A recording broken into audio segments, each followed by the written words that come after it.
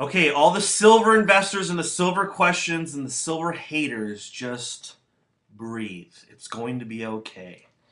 No one wanted to talk about silver, specifically the media, when silver was going up. I mean, where were my everyday headline stories about silver when it went from 1850 to 25, from 25 to 32, from 32 to nearly $50 an ounce? Where were my everyday headlines? I didn't see them. Just want to take a snapshot of what's on MarketWatch.com right now. Okay, we've got a few stories about silver. We've got commodities selling off.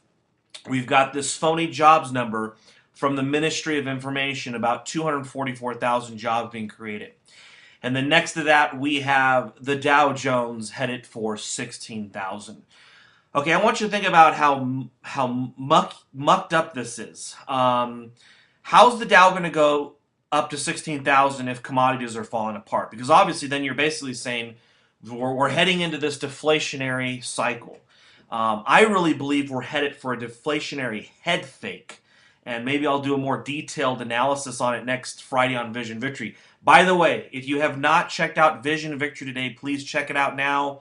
Watch the video, The Debt Crisis, share it with friends, family, and send it off to your favorite blog. Okay, so back to this video.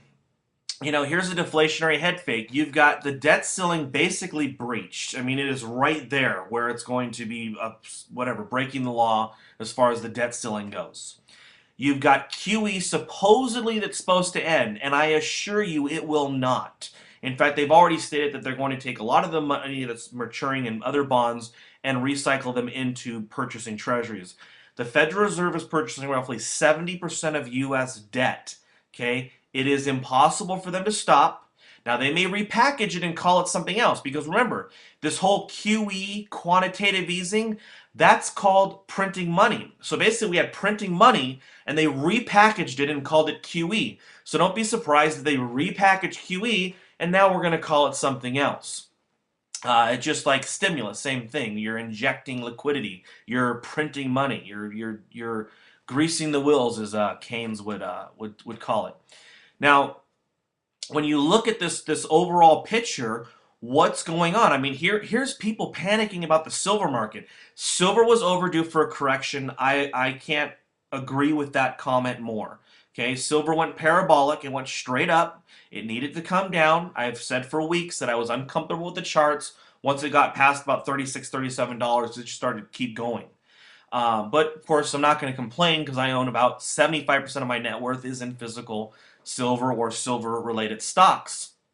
So, it needed a correction.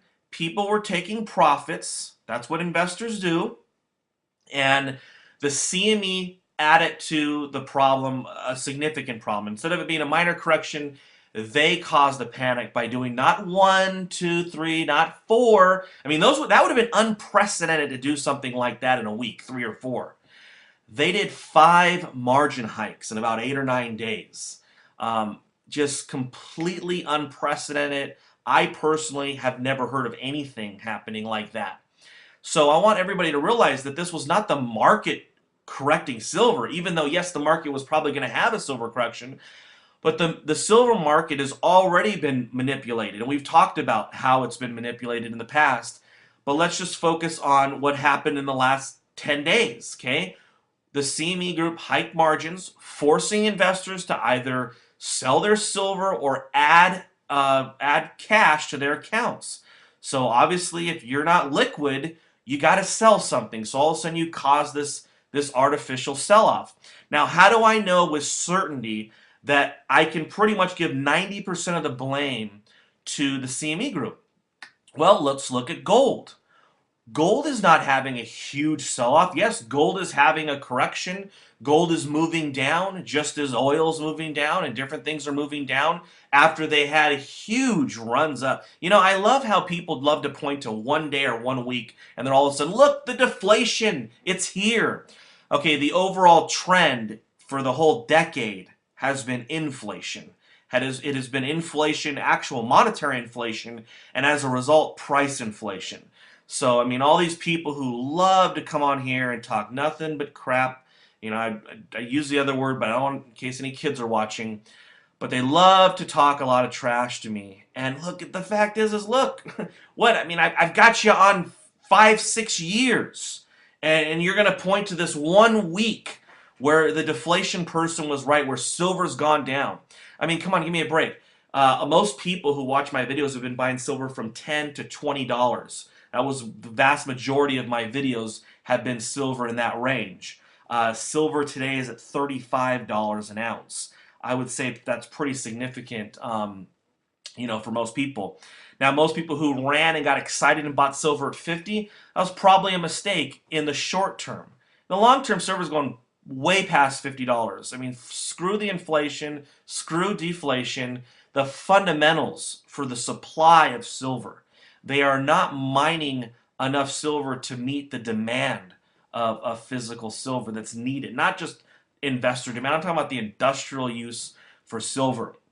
Now, when we look at these jobs numbers, let me go real quick just on silver, one more point. One thing that I try to do personally is just buy things when they're going down. Don't buy them when they go up. I mean, here's something I've learned, and I think everybody has to learn this in their own way. And sometimes even knowing it, you'll break the rule. When you feel a sense of urgency, when you feel like it's going up, up, up, up, up, and you've got to get in, that's usually when you don't want to buy, because that is just the animal spirit, and that is pretty much a recipe for disaster. Luckily, if you did it with silver, I think silver is going so much higher. I think silver, and I know this makes me sound crazy, but when I look at the fundamentals for silver, there's less silver, less than 1 billion ounces of above ground available silver, 5 to 7 billion ounces of gold. When I look at the fundamentals, I don't doubt in my mind that silver will be 1-to-1 with gold one day, just as palladium and platinum have gone back and forth. So back to the jobs numbers. So what else was on MarketWatch.com? The jobs numbers: 224,000 jobs created. Come on, 175,000 jobs from the birth-death model. This is the system that I often talk about. They basically guess jobs. This birth-death model thing was creating hundreds of thousands of jobs during 2008 and 2009, during the Great Panic, during when it was obvious to everybody that businesses were closing down. This thing just kept cranking out fantasy jobs. And now we've got 62,000 jobs in this number are from McDonald's jobs. God bless the people who got those jobs. I know they were probably looking for a job. These are minimum wage jobs and these are part-time jobs. But guess what? The headline number, these are all fully employed jobs. So it doesn't matter what you did before, if you have a college degree or you worked full-time somewhere else. Now you have a McDonald's job. And now you're considered, as far as the headline number, you're fully employed. You're making minimum wage, you're working just a few hours a week, but you are fully employed as far as the Ministry of Truth is concerned over at the BLS. Now, there was a number I wanted to point out too. People who want a job, that number jumped 232,000 in a month. There's also a record 86.2 million people not in the labor force. That is an all-time record. So, we continue to see them mangling with the unemployment numbers. I mean, look, I don't understand who they think they're fooling. People I talk to every day in California. I mean, I know I live in this way artificial economy. And California is an 81% consumer economy. I mean, I know I live in a state where it's a little more jaded than I guess the rest of the country, but I talk to too many people who are unemployed or who can't find a good job or who are getting new layoffs. I'm talking government employees and private employees.